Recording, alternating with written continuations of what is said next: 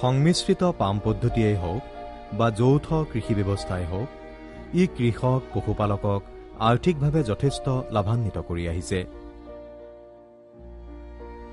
গোলাঘাট জিলাৰ দোলাকাষৰীয়া গাঁৱৰ প্ৰফুল্ল গগৈ আধুনিক সংমিশ্ৰিত কৃষিপামৰ এগৰাকী সফল উদ্যোগী। 2005 চনত তেওঁ প্ৰফুল্ল গগৈ সমন্বিত কৃষিপামখন স্থাপন কৰে।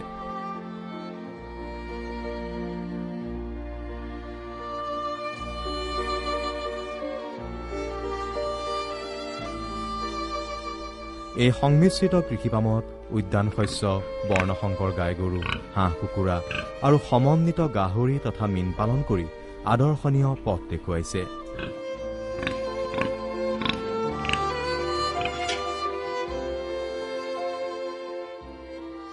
যিহেতু আমাৰ থলুৱা জাতৰ গাহৰিৰ পোৱালি উৎপাদন ক্ষমতা কম, সেয়েহে উন্নত জাতৰ গাহৰিৰ লগত প্ৰজনন ঘটাই বৰ্ণশংকৰ গাহৰি পাব পৰা যায়।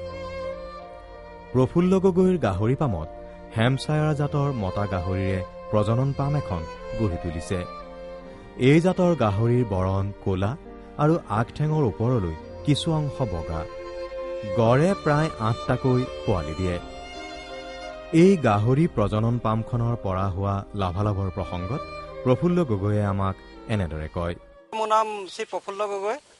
মই গোলাঘাট ভেটেনেৰী বিভাগৰ পৰা AACP অধীনত এই গাহৰি পামখন প্ৰতিষ্ঠা কৰি যথেষ্ট লাভৱান হৈছোঁ। এইখন মই ব্ৰিডিং পাম হিচাপে এতিয়া মই প্ৰতিষ্ঠা কৰিছোঁ। মই বছৰেকত পোৱালি 140টাৰ পৰা 180টা পৰ্যন্ত বিক্ৰী কৰোঁ। দুমহীয়া পোৱালিটো প্ৰায় 2500 টকাত বিক্ৰী কৰোঁ।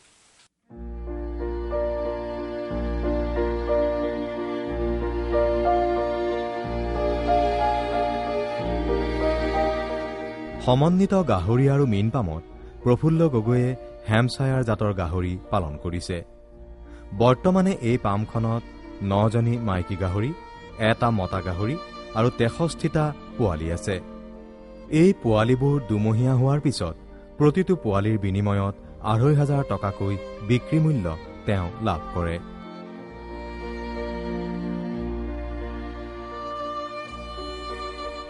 প্ৰফুল্ল গগৈৰ পামখন গাহৰি প্ৰজনন পাম হোৱা হেতু পোৱালি জন্মৰ পিছৰে পৰা বিশেষ যতন লয়। সাধাৰণতে দুৰ্বল পোৱালিক মাকৰ বুকুৰ অংশত আৰু সবল পোৱালিক পেটৰ অংশত গাখীৰ খাবলৈ দিয়া হয়। তেনে কৰিলে সকলো পোৱালিয়ে সমভাৱে মাতৃদুগ্ধ, অৰ্থাৎ ইয়াৰ দ্বাৰা সম ওজনৰ পোৱালি পোৱাত সহায়ক হয়। প্ৰফুল্ল গগৈয়ে বছৰি 180টা পৰ্যন্ত পোৱালি বিক্ৰী কৰি প্ৰায় 4 লাখৰ পৰা 4.5 লাখ টকা পৰ্যন্ত আয় কৰে। প্ৰফুল্ল গগৈৰ গাহৰি পামখনে গোলাঘাট আৰু যোৰহাট জিলাৰ ভিতৰতে এখন আদৰ্শ গাহৰি প্ৰজনন পাম হিচাপে প্ৰতিষ্ঠা লাভ কৰিছে।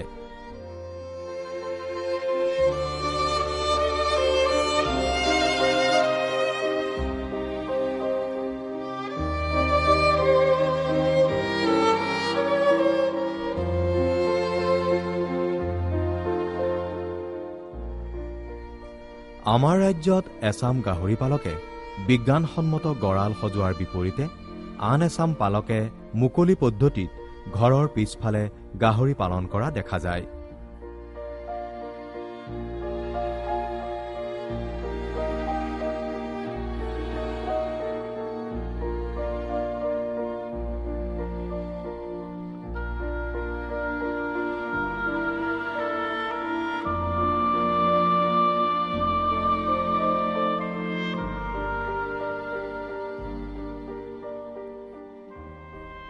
বৰপেটা জিলাৰ বজালী মহকুমাৰ মুগুৰীয়া গাঁৱৰ প্ৰাণজিৎ পাটগিৰিয়ে 2003 চনত 2জনী গাহৰিৰে পামখন আৰম্ভ কৰিছিল।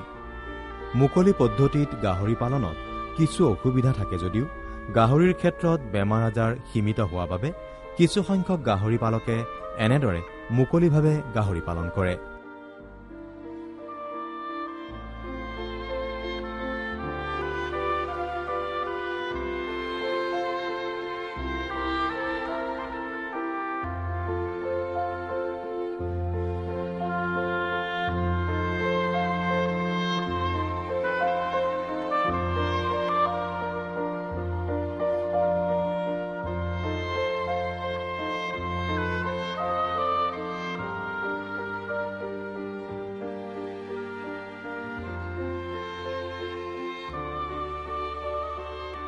বৰ্তমান প্ৰাণজিৎ পাটগিৰিৰ পামত ৩৮টা গাহৰি আছে। গাহৰিসমূহ ঘৰৰ পৰাই ব্যৱসায়ীসকলে ক্ৰয় কৰাৰ কাৰণে বিক্ৰীৰ ক্ষেত্ৰতো অসুবিধা নহয়। প্ৰাণজিৎ পাটগিৰিয়ে তেওঁৰ পামখনৰ প্ৰসংগত কয় এনেদৰে। মোৰ নাম শ্ৰী প্ৰাণজিৎ পাটগিৰি। এই গাঁৱৰে মোৰ নিবাসী আৰু এই গাহৰি ফাৰ্মখন 2003 চনৰ পৰা আৰম্ভ কৰিছোঁ। প্ৰথমতে মই 2জনেৰে আৰম্ভ কৰিছিলোঁ।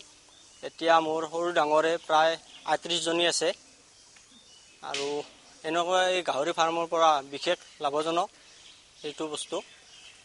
এনেকুৱাই মই চলাই আছোঁ।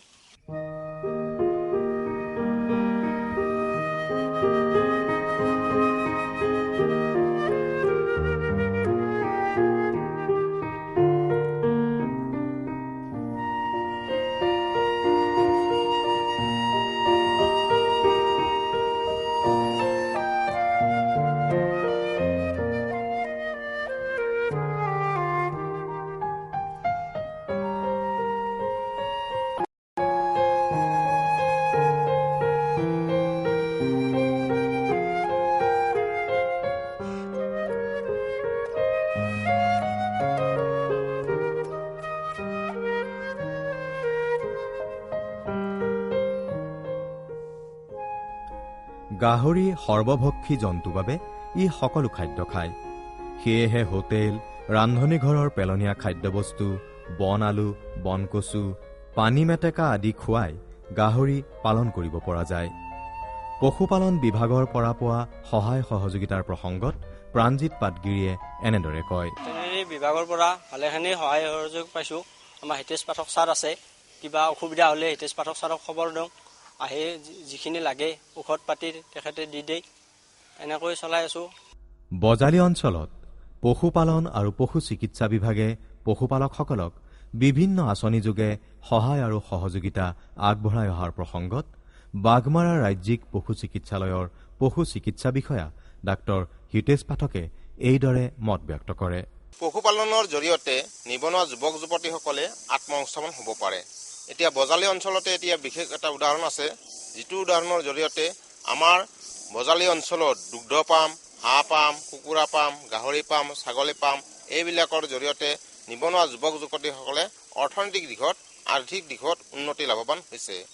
এতিয়া আমাৰ পশুপালন আৰু পশু চিকিৎসা বিভাগৰ জৰিয়তে নানা ধৰণৰ আঁচনি আছে, যিবিলাক আঁচনিৰ জৰিয়তে আমাৰ নিবনুৱা যুৱক যুৱতীসকলে এই পশুপালন কৰি কিনে অৰ্থনৈতিক দিশত এটা বিশেষ ভূমিকা অৱলম্বন কৰিব পাৰে।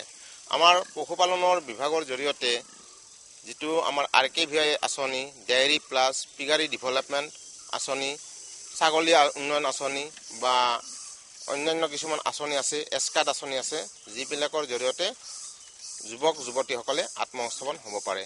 আমাৰ এতিয়া প্ৰাণজিৎ পাটগিৰি গাহৰি পালন কৰিছে। তেওঁলোকৰ যিটো পৰিয়াল, এই পৰিয়ালৰ গাহৰি পালনটোৱে হ'ল মুখ্য ভূমিকা। আৰ্থিক দিশত তেওঁলোকে যথেষ্ট পৰিমাণে লাভৱান হৈছে আৰু এই পামখন 2003 চনত 2জনী গাহৰিৰে হৈছিল, কিন্তু এতিয়া 38টা গাহৰি হৈছে আৰু মাজে মাজে বিক্ৰী কৰিও আছে। এতিয়া আমাৰ চৰকাৰৰ তৰফৰ পৰা নাবাৰ্ডৰ আঁচনি আছে কিছুমান, ডেইৰী প্লাছ, গটাৰী ডেভেলপমেণ্ট, পিগাৰী ডেভেলপমেণ্ট, তাৰপিছত এছকাৰ্ড আছে, RKVI আছে। এইবিলাকৰ জৰিয়তে আমি ছাবচিডি হাৰত যথেষ্ট পৰিমাণে ঋণ দিছোঁ। এতিয়া বজালী অঞ্চলত আমি নাবাৰ্ডৰ জৰিয়তে যিটো ডায়েৰী প্লাছ আঁচনি আছে, এই ডায়েৰী প্লাছত 92 লাখ টকা ঋণ দিছোঁ 92জন নিবনুৱা যুৱকক, আৰু তেওঁলোকে সময়মতে ঋণ পৰিশোধ কৰিছে আৰু এই ঋণ পৰিশোধ কৰাৰ পিছত আমাৰ বেংকৰ তৰফৰ পৰাও কোনো ধৰণৰ অসুবিধা নোহোৱাকৈ ঋণবিলাক পাইছে। কাৰণ সাধাৰণতে আজিকালি বেংকবিলাকত যাব লাগে, বেনিফিচাৰী হিতাধিকাৰীয়ে বেংকবিলাকত যাব লাগে, কিন্তু আমাৰ ইয়াত এনেকুৱা হৈছে বেংকেহে হিতাধিকাৰীৰ ওচৰত যায়। গতিকে এইবিলাক সেনেকুৱা নাই। কিন্তু এই ক্ষেত্ৰত কথা হৈছে কি, আমাৰ যিটো ইমপ্লিমেণ্টেশ্যন, যিটো আঁচনি ৰূপায়ণ বাস্তৱত কৰিব লাগে, ব্যৱহাৰিক দিশত কৰিব লাগে, সেইটো যদি কৰে, অসমৰ এই ধৰি লওক বজালীৰ ঠাইৰ নিচিনা বেলেগ ঠাইতো যদি ব্যৱহাৰিক দিশত প্ৰয়োগ কৰে, তেতিয়াহ'লে যথেষ্ট পৰিমাণে যুৱক যুৱতীসকলে আত্মসংস্থাপন হ'ব, তাৰ উপৰি আৰ্থিক দিশত লাভৱান হ'ব।